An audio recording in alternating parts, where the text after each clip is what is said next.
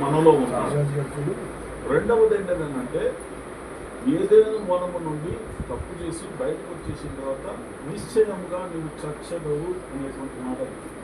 మనందరం కూడా ఏదో ఒక రోజున మరణించవలసిందే కనుక రెండవ వాక్యం కూడా నెరవేర్చబడుతుంది. మూడవ చాలా ప్రధానమైనటువంటిది, ఏదైనా మనం నుండి బయటకు వచ్చేసిన తర్వాత మరణాన్ని పట్టుకొచ్చాం. ఇప్పుడు దేవుని వాక్యం నెరవేర్చబడాలి, మన ఎడల ఆయన ప్రేమ గెలవాలి అని అనుకుంటే మనమందరము కూడా వాక్యము విని ఉదక స్నానము చేసి ఆ వాక్యము ద్వారా పరలోక రాజ్య వారసత్వం పొందాలి. మనం ఇప్పుడు మనకున్న ఒకే ఒక్క పని ఏంటంటే పరలోకానికి ఎలా వెళ్ళాలి. ఇప్పుడు ఎక్కడెక్కడ నుంచో మీరు వచ్చారు కదా ఇక్కడికి, నిర్మలా ఇంటికి ఎలా వెళ్ళాలి?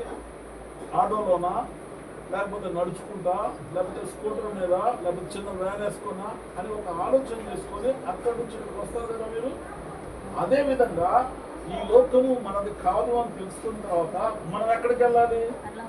ఏదైతే మన లోకమో, ఎక్కడి నుంచి అయితే మనం వచ్చామో అక్కడికి మనం వెళ్ళాలి. అలా వెళ్ళాలి అని అనుకుంటే మనకున్న ఒకే ఒక్క ప్లేస్ పరలోకం.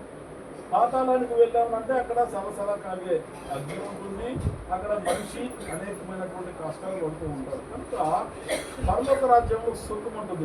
ఇప్పుడు ఇలాగ రావాల్సిన పని లేదు, ఇలా రైస్ తీసుకోవాల్సిన పని లేదు, ఆకలి దప్పులు లేని, కన్నీరు లేని, పళ్ళు కొడుకులు లేని, ఎప్పుడూ సంతోషంగా ఉండేటువంటి ఆ ప్రదేశంలో మనం ఉండాలని కోరుకోవాలి. అంటే నెక్స్ట్ డెస్టినీ మనది ఏంటంటే రెండు జరిగిపోయాయి. ఒకటి ఏంటంటే దేవుని యొక్క ఊపిరి ఉండటం వల్ల బ్రతుకుతున్నాం.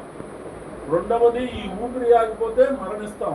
ఈ భూమి మీద మనం బతికినంత కాలము ఒక నిర్ణయం తీసుకోవాలి. ఏంటంటే మనం ఇక్కడ వారం కాదు, దేవుని వాళ్ళం. కనుక ఈ ఊపిరి దేవునికి ఇచ్చేసిన తర్వాత ఎక్కడికి వెళ్ళాలి? దేవుని దగ్గరికి వెళ్ళాలి. కనుక ఆ దేవుని దగ్గరికి వెళ్ళడానికి మనం సిద్ధపడాలి. అలా సిద్ధపడాలంటే మనం అందరం కూడా పరిశుద్ధ జాబితాలో చేర్చబడాలి.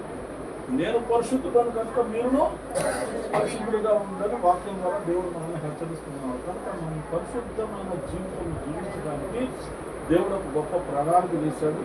ఆ ప్రణాళికలో భాగమే ఈ వాక్యము.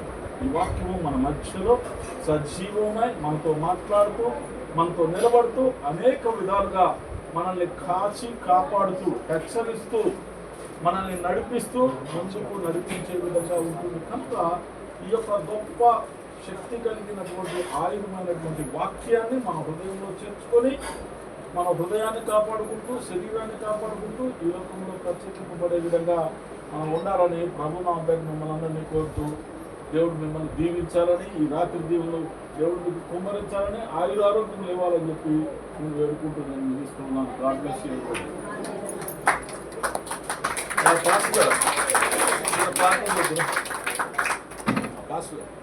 ఎవరో ఒకళ్ళు